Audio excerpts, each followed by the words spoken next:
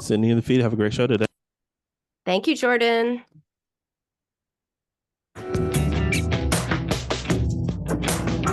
Welcome to The Binge Cure with Dr. Nina. Today, you are going to learn how to outsmart emotional eating and live a life of happiness and joy without giving up the foods you love. Now, here is Dr. Nina. Hi, welcome to the Binge Cure with Dr. Nina. I'm your host, Dr. Nina Savelle-Rocklin, and I am here to help you liberate yourself from emotional eating, take control of your life, and feel good in your body, all without dieting, spending hours in the gym, or counting a single macro. Today's topic is, how can I stop stress eating? The first show of every month, and that is today. Today, I'm recording this on February 1st, so it is the first day of the month. It is the first show of the month, and that is when I do a Q&A for you. So if you have any questions, you can call the show, you can write me at my website, you can just ask me anything, and I will answer on the show. And if you are on Instagram, you can also drop a question or a comment there. Okay, so stress eating. Stress is an inevitable part of our lives. We cannot change that. We live in busy, hectic, stressful times, but we can change the way we respond to stress. So stress eating is a kind of emotional eating. It is a coping strategy where we turn to food for comfort, relief, or as a distraction from stressful situations. And by the way, we talk about stress a lot, and sometimes we mean different things when we talk about stress. So let me just break down some of the types of stress that you might be feeling, because it's important to know when you say you're stressed, what do you actually mean by that? It can mean different things. So there's acute stress, which is the most common type of stress, and it is kind of a situational. It's triggered by you have a deadline at work or some kind of argument, accident, something that is specific to a situation, and it is not chronic. So it's situational acute stress. And then there's it's called episodic acute stress, and that means that you keep having these episodes of stress. You keep feeling stressed about this happens this day, this happens that day. It just happens over and over and over again. Every day, it seems like there's another episode of stress. And this is particularly common in people who have hectic, chaotic lifestyles or people who are always worried. Because if you're always worried, well, you're always stressed. And it means that very little, it takes very little for you to have that stress reaction. Okay. And then there's chronic stress, which is just what it sounds like. It's chronic, and it happens over a long period of time. Often you don't even notice that you're in a place of always feeling stressed. It is the most harmful type of stress, and it comes from the unending pressures that don't let up. So financial issues, poverty, dysfunctional families, unhappy marriages, unhappy jobs, things like that. And of course, that is something a lot of us feel in our crazy, busy world that we live today. And then it's called eustress, which sounds like Y-O-U, but it's E-U stress, eustress, which is kind of a positive form of stress, but it is nonetheless stress. And it means that you're challenged. Like you've got a professional goal you're doing, and you're excited about it. And it's kind of like positive stress, but it still impacts you as something negative. It affects your body. It affects your sense of being able to relax, all of those things. You're still stressed, even though it feels positive. And that's why a lot of times people don't realize they're stressed. They're like, but I'm doing what I love. Yes, I'm working 16 hours a day, but I love it. Yeah, working 16 hours a day, you may love it, but guess what? You're under stress. And then there's, of course, the opposite of eustress is distress, which is just negative stress, negative life events there's a lot of overlap over these categories, but negative life events, that overwhelming responsibilities, things that are just really, constantly bothering you. And there's physical stress, right? When you don't get enough sleep, when you get sick, when you get injured, when you have poor nutrition, that has a physical stress effect on you. And then there's, I guess you can call it existential stress or existential anxiety, which is somewhere along the lines of, what does it mean? What does life mean? What is the purpose of life?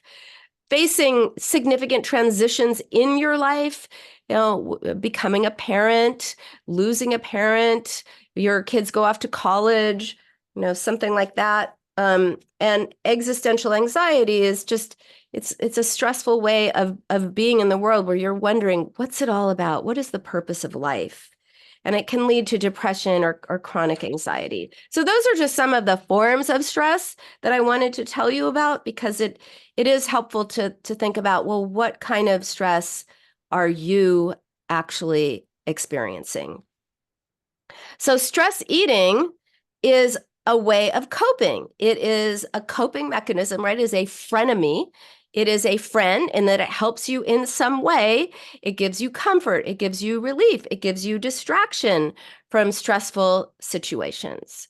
And that is why you really have to look at stress eating as, or any kind of emotional eating as, it's a way that you are trying to help yourself, but you are actually hurting yourself. So that's something to really be aware of. Hold on, I'm just having a little technical issue here on my end. Ignore me. Sorry about this. Okay. So stress is often, as you can tell, when you feel this stressed out, and whether you're having existential stress and you're worried about what is the purpose of life, or you're stressed out because you have a job deadline, or it's positive stress, you've got something good going on, maybe having a baby, getting married. These are all wonderful life transitions, but they are also stressful. So whatever it is, if you don't have a way of coping, you're going to use food for comfort, for distraction, for what have you, because it works. It works. And by the way, it works a lot better than, say, brushing your teeth, going on a walk, any of those things that sometimes we are told that to do instead of using food. Taking a bubble bath. You know what? If taking a bubble bath worked as well as emotional eating or stress eating, everyone would be walking around looking like prunes because they'd always be in the bath. It just doesn't work that way.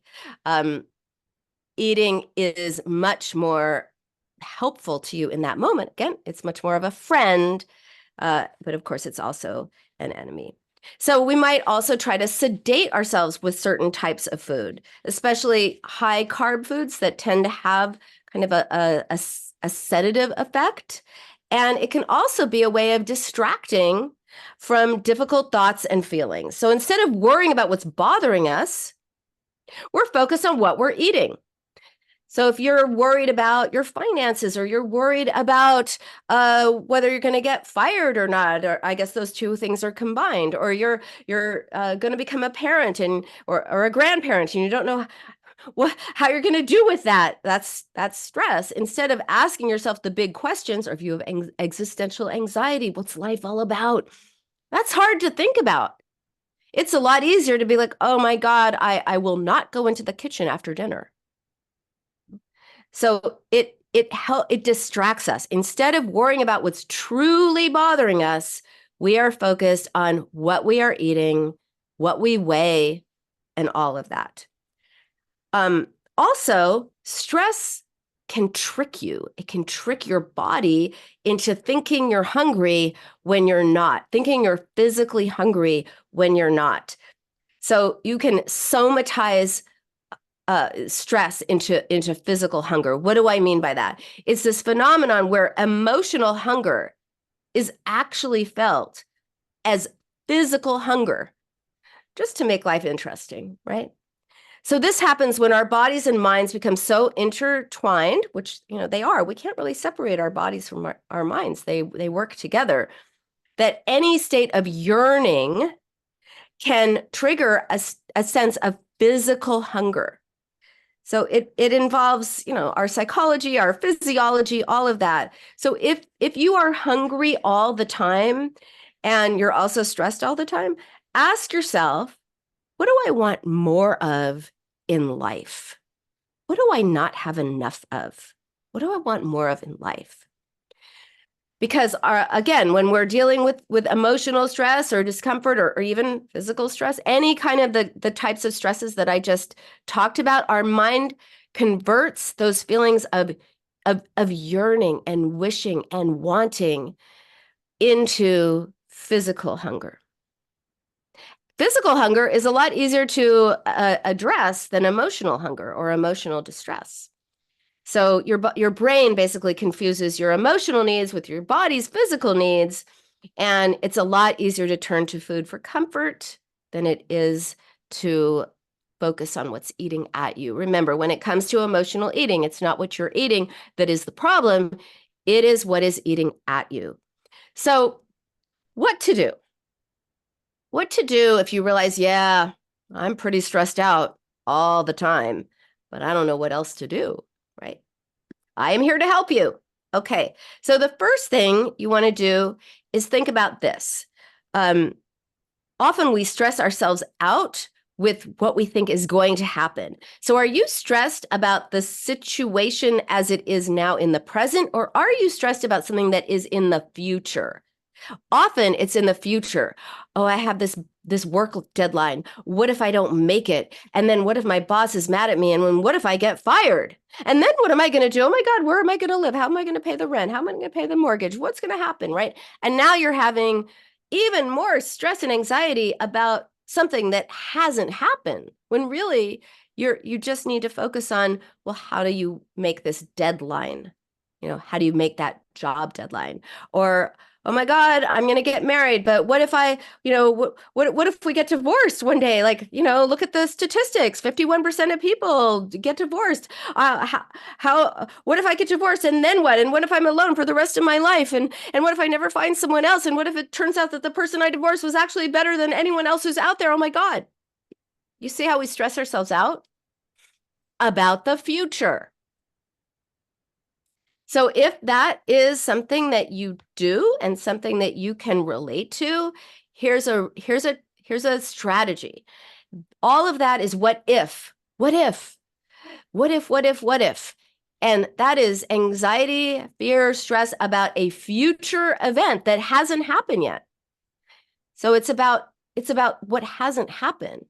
And yet we have real feelings of anxiety. Stress is anxiety. We have real feelings of anxiety in the present about something that doesn't exist. So instead of what if, think about what is. What if is fear about the future. What is, that's the facts about the present. So if it's, oh, I've got this job deadline and I've got to, finish this project by this time, then instead of going to all the what ifs, which cause you anxiety, which cause you stress, and you can't stress yourself out and calm yourself down at the same time, enter food, which can calm you down and distract you and all of the things. So instead of going there, stay with what is, which is what are the facts? What do you know to be true in the present? So rather than, oh my God, what if I don't do this? And what if I get fired? And what if I'm out on the street? And it's, wait, what is? What are the facts? I have this job deadline. I am working on it. I am capable of doing this. I am capable of doing hard things, and I can figure this out. And maybe I need to ask for some help, or maybe I need to ask for an extension, or maybe I need to, how can I figure it out? and so that you're encouraging yourself and you're sticking with the facts of and the reality of what is, so you don't freak yourself out about the future. You stay in the present. It's a lot less stressful and a lot less anxiety producing.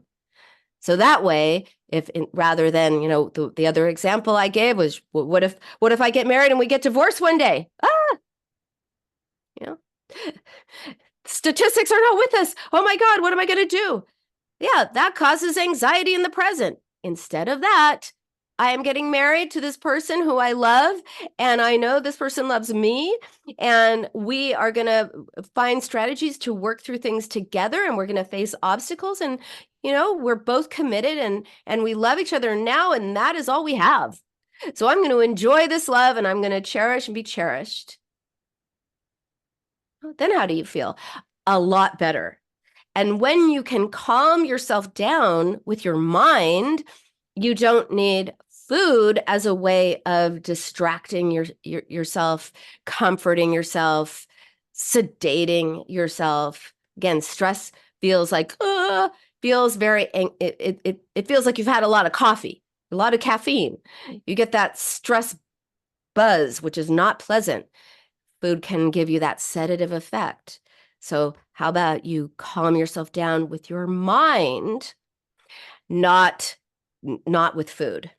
Now, another way to calm yourself down when you feel stressed, other than use food and other than the what if, what is, or in addition to the what if, what is, actually, it's called progressive muscle relaxation. So if I just say to you, hey, relax, and you're stressed out, what's going to happen? I'll tell you what's going to happen. Absolutely nothing is going to happen. Nothing at all. You're just going to be like, I can't relax. Oh, I'm stressed.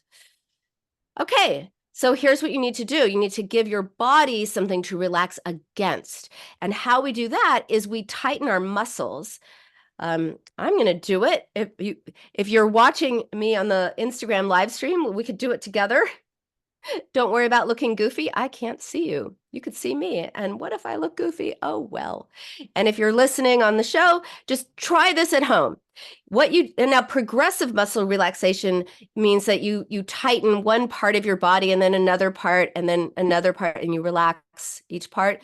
I think hey, just tighten your whole body. Just tighten your whole body at once. So, tighten your legs, tighten your arms, make fists, just just tighten your arm muscles, your leg muscles, your abs. Just hold it and then hold it.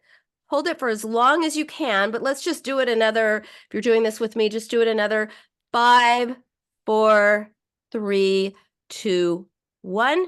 Now relax. You should absolutely feel a sense of relaxation in your body. And when you relax your body, that gives your mind a little bit of breathing room, as it were, to think about what's going on. A relaxed body leads to a relaxed mind. And a relaxed mind leads to a relaxed body. So reassure yourself, and reacquaint yourself with reality by staying with what is, the facts and what you know to be true, rather than going to what if, which will freak you out because it's about fear, something in the future that hasn't happened that causes you real anxiety in the present. Eliminate that by just staying in the present and relax your body by using this muscle relaxation technique. It really is super effective. Something else you might want to do, and by the way, I'm not only just talking about stress today. I have questions from other people, but this is just so it's a Q&A. So this is just one of the questions I get a lot about stress eating. So I wanted to go into it in depth. But if you are on Instagram or you want to call the show, please drop a comment in the comment box and I will answer you. So the other thing you can do is keep a food diary for a week. because you will notice some things. You will notice some patterns. So let's say you always seem to have that mid-afternoon cookie, which leads to multiple cookies, and then the day is ruined. So you go home and you eat everything else, whatever. Or maybe you don't turn it into a binge, but you notice that you're sort of stress eating cookies or chips or chocolate or whatever it is at a particular time of the day. And so keeping a food diary can really help you link what's going on to what's going on with food. So you may notice, every time you have multiple work projects and you're juggling way too much, or every time you have a tense meeting, or every time you talk to that particular person at work, you automatically reach for the cookies, the chips, the whatever. So understanding that those triggers, that is a really important first step towards changing them. Now, I say first step because first you got to see why you're eating instead of focusing on what you are eating. But just recognizing the why, of course, that is not enough to create change, but it is important. I like to make the analogy to an invisible army. You cannot fight an invisible army. You just get beaten up. And this is the army of ideas and feelings and thoughts and notions that you have about yourself and the world and the future and other people and all of this. That if you don't know that you're having these certain kinds of thoughts and ideas or associations, you're just gonna be beaten up. You're gonna just go to that cookie jar or get the snacks or whatever. But when you make the army visible and you see what you are fighting, then you can fight back. So the first step of anything is to realize why you are turning to food. Why are you stress eating? Why are you emotional eating? Why are you binge eating? Instead of focusing on what you are eating. Because once you know, I realize that every time I talk to my mother-in-law, I just want to go eat something and cram food down my throat. Maybe my mother-in-law is a trigger. Okay, then it's like, okay, how do I deal with my feelings about my mother-in-law? Then you know you have a direction, you know what you need to do to create change. Instead of, oh my God, I can't believe I ate that. And then beating yourself up and being upset with yourself. Hey, maybe you're upset with your mother-in-law. Or, fill in the blank. So being able to identify your why is everything. That is your first step to creating lasting change. So the next time you find yourself in a position of sort of frantic stress eating, take a deep breath, stay with what is, not what if. Use the muscle relaxation technique I just taught you. And maybe just take a deep breath and ask yourself, what's eating at you? What's bothering you? What's bothering you? And how would you suggest that a friend or a loved one deal with what's bothering you? Like if a friend said, oh my God, I'm so stressed out, I'll switch it up. My father-in-law is on my last nerve. Would you say, oh, I got you. Here are some cookies. Let's order pizza. I don't think so. No. You'd say, oh, I know, that's the worst. Talk to me. Well, you got to be that for yourself. You've got to do that for yourself. There are only two ways of dealing with emotions, two ways of managing stress. Stress is an emotion. It's anxiety, it's worry, it's what have you. One way is to express them. And ultimately, by the way, there's only one way to deal with stress, and that is to feel your emotions, express it fully and completely, and then respond to yourself in a supportive, encouraging, and loving way. The other way to deal with feelings is to distract from them. Guess what? Food is a distraction. Eating is a distraction. And that's why when you hear about distractions like, oh, well, the next time you head for the kitchen, just go brush your teeth. Yeah, that's not going to work because it's not a good enough distraction. It is not a distraction that works. Food works. Brushing your teeth doesn't work. It doesn't comfort you. It doesn't, it doesn't distract you. It's just brushing your teeth. And all you're doing when you're thinking about brushing your teeth is, okay, now when I go eat the ice cream and have a really minty fresh breath. Yeah. So all of these distractions ultimately don't work. You can try certain distractions, but ultimately the only way to deal with stress or any emotion is to deal with what is eating at you and process them. And expressing our feelings is a fundamental part of being human. But of course, we are taught that we shouldn't be human. No, no, no, don't have feelings. You're weak if you have feelings, and you're strong if you can push those feelings away. Well, guess what? I got news for you. No, it's the opposite. It takes strength to feel difficult feelings. And our feelings are a guide for us, and they connect us to ourselves and to each other. So one way to express emotions is to communicate what it is that you are feeling and why. That means talking about how you are feeling, whether it's to yourself, in a journal, to somebody else, to a therapist, expressing it. That's how we get it out. You cannot stuff your feelings down. You cannot drop them. You cannot ignore them. You certainly cannot positive think them away or gratitude them away. The only way to get rid of feelings is to actually feel them. And why are emotions called feelings? Because we feel them in our bodies. So if you are stressed and you are stress eating, then you got to express that. I'm anxious. I'm stressed because of this. I'm anxious. I'm worried. I'm this. I'm that. Of course, it can be mitigated by using what is instead of what if and using the muscle relaxation technique. But ultimately, you've got to be able to express what you are feeling and then respond to yourself. And we're not taught this, right? We don't know how to feel our feelings. We don't know how to respond to ourselves. We know how to respond to other people, but somehow we treat other people differently than the way we treat ourselves, right? So be sure that you express yourself fully and completely. You could do that in journaling. You can, by the way, join my Dr. Nina's Food for Thought community. That is a great place where you can meet other people and share how you feel. Lots of people are shy about talking about their specific situation, so they post anonymously. And it's a safe way of expressing yourself. It's a safe way of getting what you need. And also, for some people, artistic expression is helpful, but it's not complete. You still have to have the thoughts.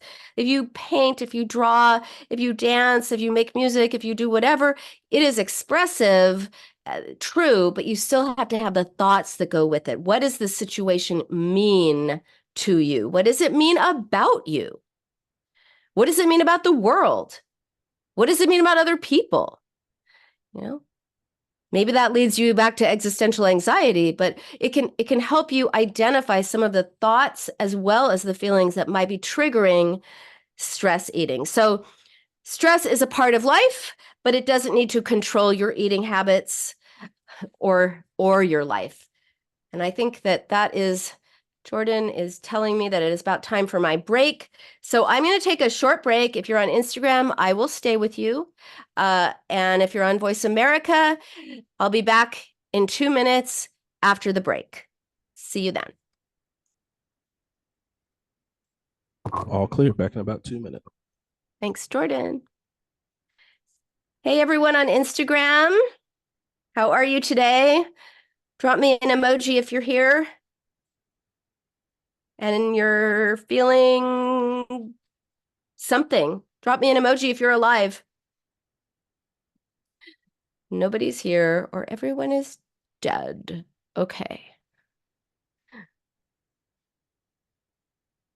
All right. Well, if you are here with me, please feel free to drop a comment, a question, a reaction, anything that's on your mind, anything eating at you, please. Oh, someone's here.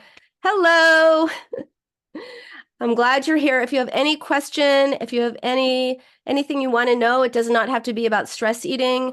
The first show of every month, I take questions. So I'm done with the stress eating question, which was somewhat lengthy. And now I'm just going to talk about whatever's eating at you, whatever's weighing on you. I have lots of questions.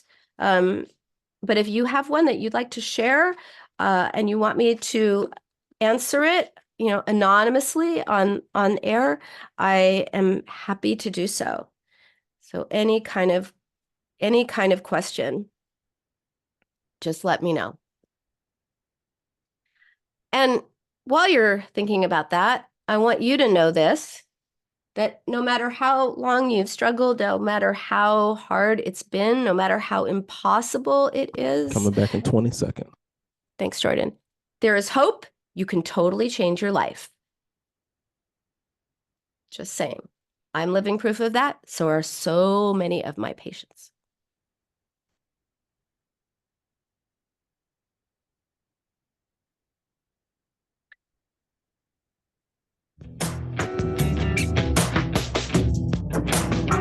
Welcome back to the Binge Cure with Dr. Nina. Have questions for Dr. Nina? Join her on the show at 866-472-5792. That's 866-472-5792. Now back to the show. Hey, welcome back to the Binge Cure with Dr. Nina. We are talking about how to stop stress eating and any other Q&As, any other questions that people have. I am the first show of every month. I take questions from listeners and answer them. So if you have any questions that you want me to answer, please let me know. You can DM me on Instagram. You can write me through my website, Dr. Nina Inc., DrNinaInc.com, or you can join the Instagram live stream and just put a question in the comment. Okay, so this is from someone I am just going to call Kay. Kay said, I love all that you have to say. Yay, Kay. She listens to the podcast, she's reading the book, and she has a question. And this is her question.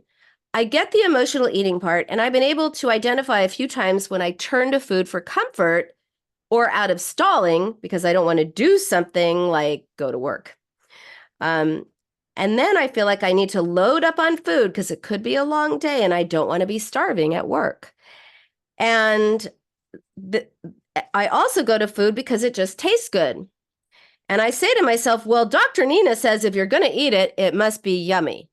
By the way, this is true. I have one food rule and one food rule only. It has to be yummy. It has to be yummy.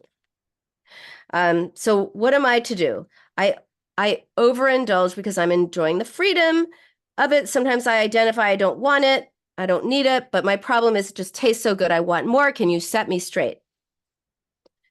Some years ago, Nicole, who used to call my old show on LA Talk Radio, and I think I saw Nicole here in Instagram a little bit ago. Nicole called me and she said that she had gone to a Greek restaurant and that she just binged. She just couldn't stop eating, even though she was so full. She couldn't stop eating this delicious Greek food. And she said nothing was bothering her, nothing emotional was going on. Everything was actually going well in her life. All was well. Why couldn't she stop eating this Greek food? Surely she must be a food addict. Well, I might have embellished the last part, Nicole, but it was something along those lines, like how to explain it. So when we talked, Nicole shared that she's always on a diet, and the diet was the most bland, boring, yawn food, like not yummy. So like, broiled chicken breast with nothing on it, and, broccoli without seasoning, and a salad with no dressing, or like it was just boring and bland, and it was not yummy and it was not delicious. So her palate was so deprived. Right? Her palate was deprived of yumminess. And that is why when she went to the Greek restaurant, which, hey, Greek food is really tasty. It's full of flavors. So she had been so deprived of flavorful food, and she'd been eating such bland, boring diet food that she couldn't get enough of the flavor. So this is part of the reason why I say that it has to be yummy. You don't want to deprive your palate, as well as, psychologically deprive yourself. You want to be able to have everything taste good, because if not, then you are going to have the experience of, as soon as you get something that's really palatable, you're going to overdo it to make up for the deprivation that you just had. So I think there might be something of that's going on. And sometimes when we're on diets, and then we give up the diet mentality, the pendulum swings a little too far to the other direction, and then it evens out and it's in the middle. So perhaps, Kay, you want to think about that. There are a few things in your questions, a few questions actually. So first of all, really good for you that you are noticing why you are eating instead of focusing on what you're eating. That's so important, as I was just talking about earlier in the show. And it sounds like you're eating to avoid being hungry later, which is not helpful. It has to be yummy food rule. It applies to when you're actually eating meals and snacks. And that is different from eating to avoid future hunger. So if you're eating to avoid future hunger, that is not appropriate eating. So think about what else you can do to avoid future hunger. Maybe you can bring some energy bars or some snacks, or if you can't go out to lunch, or maybe you can bring a lunch. And a lot of people say, oh, I can't eat in front of other people. I can't do that. Which I get that. I've been there. I remember that. I remember just feeling as if everyone was watching me take every bite that I was having. Like they must be staring at me like and judging me. And of course, I imagine that they were thinking the judgmental thoughts that I had about myself, right? So often when we don't want to eat in front of other people because we think they're judging us and they're thinking, why is she eating that? She shouldn't eat that. Really, that's our thoughts that we have about ourselves projected into other people and back at us. So if you don't feel like you can bring a lunch because you don't want to eat in front of people or anything like that, bring a lunch and go eat it in your car or go to a park somewhere and have it there. Just make sure that you are eating when you are hungry and at lunch. Just don't pre-eat lunch at breakfast. That doesn't work. That's disturbed eating. It may not be it's dysfunctional eating. Right? You don't want to eat to avoid future hunger. You want to prepare yourself for future hunger by bringing food that you can have. And again, if eating in front of people is an issue, go to your car or go somewhere. There's somewhere you can go to be alone. You can eat something. And you don't feel so mortified about that. Again, I don't know if Kay feels that way, but that is something that I hear a lot. So she's also said that she enjoys the freedom of it. And there is something, that's the pendulum aspect of it. If you've been dieting your whole life and suddenly you embrace the no diet philosophy, that is not a green light to just eat whatever, whenever. It means eating whatever, but at the appropriate time. So it means having whatever you want for breakfast. It means having whatever you want for lunch, but really being mindful of what's healthy. Doesn't mean like, oh, I can eat whatever I want. So I'll have French toast for breakfast, I'll have pizza for lunch, and I'll have pasta for dinner. No, that's not healthy. But sometimes you have French toast, sometimes you have pizza, and sometimes you have pasta. You want to be able to start tuning in to your body, thinking about, well, what does my body want? Am I more, do I want protein? Do I want more vegetables? What does my body want? And if you've been dieting your whole life, it's really hard to tune in to what your body wants until you are out of the emotional eating part of it, until you're out of the stress eating part of it. because that clouds everything. You cannot, in my experience of 22 years as an eating disorder specialist and psychoanalyst, I can tell you that no one can become an intuitive eater until after they have dealt with the emotional reasons why they are eating. Now, there might be people who disagree with that, and there might be people who have been able to do that. Good for you. Good on you. I'm happy for you. I'm just talking about my personal experience with people over 2 decades. Never seen it happen. I've treated a lot of people. So if you find it hard to be an intuitive eater, it's okay. First, just instead of focusing on what you're eating, really focus on why. Focus on why. Identify why you're turning to food, what is eating at you, what is weighing on you. Use new strategies to respond to yourself. And that means expressing your emotions and then learning to comfort yourself with words.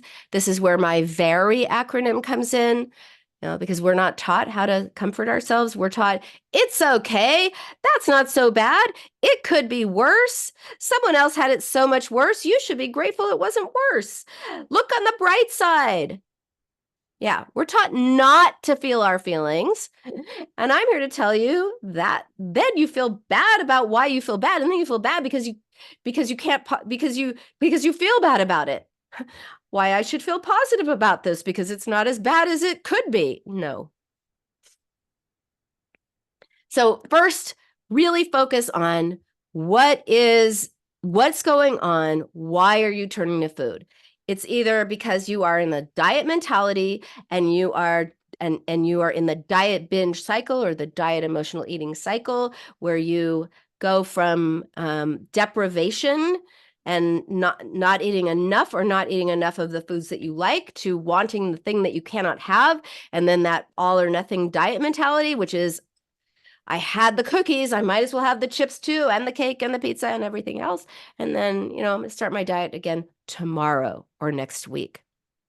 So that's one reason why you might be overdoing it with food. Another reason is using food for the wrong reason. When I was talking about stress eating before, I talked about that food can have a sedative effect. It can sedate you. So if you're all stressed out and you're going to eat a lot of carby foods, you are eating to sedate your body, which is not a good, healthy response to stress. Or the opposite, which is maybe you're feeling really sluggish and you're really tired and you're drained and you're exhausted and you want to take a nap, but you can't. So you go and you eat a bunch of stuff with sugar, thinking that it'll lift you up, pep you up. So that's, again, eating for the wrong reason. The other reason, and the primary reason for why people use food for emotional eating and binge eating is psychologically, that you are using it to turn away from something else or to not think about and not feel something that you don't want to feel, to distract yourself, there's so much symbolism in it too. Sometimes when we're angry, we can't recognize that we're angry, so we eat a bunch of chips and then we're mad at ourselves. Right. Well, actually, you're mad at a situation. So how about you express that and you comfort yourself? Vary, validate, acknowledge, reassure yourself. That's how you comfort yourself. Or maybe you're lonely and you end up eating a lot of food and getting really full and really stuffed. And you're just like, oh, what's wrong with me? Why can't I stop? Well, maybe you're symbolically filling a void. So you want to look at, well, what's the loneliness? What's the emptiness? Really take a look at what are the holes in your life and find new ways to fill them other than symbolically using food for that purpose. And I am not here to say that anyone is like, oh, I feel very lonely and I'm experiencing that as a void within my body, so I think that I'll eat the entire pizza. No, this is unconscious. It is unconscious, out of awareness, but not out of operation. And as a psychoanalyst, I'm here to help you make the unconscious into consciousness. We cannot Like I talked about that invisible army. We can't fight what we cannot see. Often the reasons for emotional eating are hidden from us. They are hidden in our unconscious mind. I love the weed root analogy, which is that we see a weed, but if you pluck the weed without getting to the root, it's going to grow back. Well, plucking a weed is like going on a diet. It's going to grow back. You've got to get to the root. And why do I like this analogy so much? Because the root is hidden from sight. It is in the dirt. It's in the dark. We can't see it, but it grows the weed. Just like we have psychological roots, we can't see them, but they have so much to do with our behavior around food. And once you see them, then you can deal with them. One root that I find is really common with people is that when they need comfort, when they need understanding, when they need like someone to really show up for them, they attack themselves. And then they end up turning to food to escape their own mean voice. So we really need to treat other people and ourselves the same way. Often we treat other people one way. Oh, I'm so sorry. Oh, you ate the whole pint of ice cream. Well, something must have been going on with you. Talk to me. I'm here for you. Nice, nice, nice. But then if you eat the pint of ice cream, it's, oh my God, what's wrong with me? Oh, if people knew this, they'd be disgusted. I'm disgusted by myself. What's wrong with me? I hate myself. Where's the ice cream?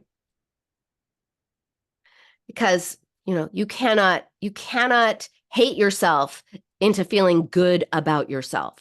Absolutely cannot. Cannot hate yourself into feeling good. All right, next question. I feel like food cravings overwhelm my good intentions. What can I do? All right, that's an interesting question because let's break it down. We think we're triggered by food. We think we're having food cravings, but often those food cravings are being triggered by food. Actually, we're being triggered by something else, some situation that makes us want to turn to food to feel better, to escape, to comfort, to distract, what have you. So are those food cravings actually food cravings? No. What are you truly hungry for? What is your heart craving? What do you really need? What's going on with you? And then my good intentions sounds like a diet mentality. Good intentions. I'm going to be good today. I am only going to eat, whole organic foods, nothing out of a wrapper, and I'm not going to overdo anything. I'm going to be good. Yeah, so that is called diet mentality, and diet mentality leads to binging. That's why it's called the diet binge cycle. So being good also means you're overly focused on what you are eating instead of why. And those food cravings, I suspect, are really cravings for something else. Right? We often suddenly want to eat something because we don't want to deal with something, because it's too scary to think about. There's too much uncertainty. It makes us uncomfortable. Something about ourselves, something about other people, something we don't want to know. So often that is what's going on with the food cravings. So instead, really be a detective. When you have a food craving, ask yourself, what are you really craving? Are you trying not to think about something? Are you craving, relaxation? Are you craving distraction? Are you craving comfort? What is it that is going on with you? That food craving is not a food craving. That food craving is a craving for something. And by the way, sometimes we have, we have dessert. Like, yes, that was a good meal and I'm going to have dessert. There's nothing wrong with having dessert. But if you're trying to be good, or as this person put, have good intentions, then you set this rule for yourself. I will not have dessert. I'll be good. So then just having ice cream for dessert feels like you're being bad. And now you feel bad about yourself just because you want dessert. And you can't feel bad about yourself and good about yourself at the same time. So it ends up being this focus on food. So you can see how like diet mentality is the devil. Diet mentality keeps us focused on the wrong thing. And by the way, the diet industry is a $60 billion industry. $60 billion industry. And a $60 billion industry is not interested in having you just go on a diet and be done. They're interested in you going on diet after diet after diet after diet. Just like the car industry is not going to build a car that's going to last forever. They want to sell you a car that's going to be good for a few years, and then you're going to have to get a new car. Right? Because it would not behoove the automobile industry to have you buy a car that lasts forever. I'm sure they could make one, but they're not going to do it because they want to make money. So does the diet industry. So don't fall for this, oh, if you eat this and not that, you're going to lose weight and you're going to have the life of your dreams, because that's the illusion that the diet industry sells us. So focus on, what's eating at you, not on what you are eating. And fight the diet industry by saying goodbye to diets. All right, really quickly, we only have a few minutes, but another question: how can I respond better when I feel out of control around certain foods? Okay, again, certain foods. I'm going to guess that those are foods that you do not allow yourself, so they are forbidden. And what if I tell you, do not think about a parrot? Do not think about a parrot. Do not think about a penguin. What's in your mind right now? A parrot and a penguin. We want what we cannot have. So if you tell yourself these certain foods are off limits, what are you going to want? Those same certain foods. And then when you have them, the diet mentality is like, oh, I blew it. It's all or nothing. I blew it. I might as well have all of it. I'll start my diet tomorrow. So really look at at how you might have embraced diet mentality without even realizing it. There is a book called The Body Project, amazing book.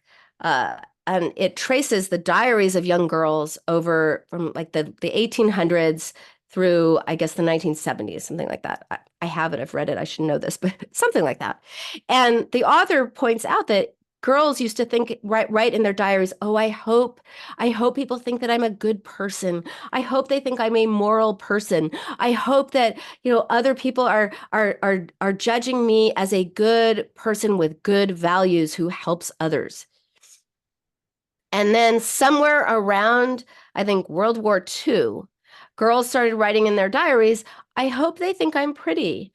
I hope they think I'm attractive. I hope they think and then it became, I hope they think I'm thin. And by the 70s, a lot of what was going on and what girls were writing about in their journals and diaries was all about what they looked like. We have lost focus of what is truly important. I am not saying looks are not important. Yeah. That's how we judge that's how we judge ourselves. If looks were not important, we'd all wear burlap sacks and, no one would comb their hair and there would be no makeup industry. Looks are important, but they're not the most important. And we need to focus more on, weighing our value, who we are, and recognizing the size of our hearts and our consideration for others, rather than, what's the measure of us on the scale. A scale cannot measure your value.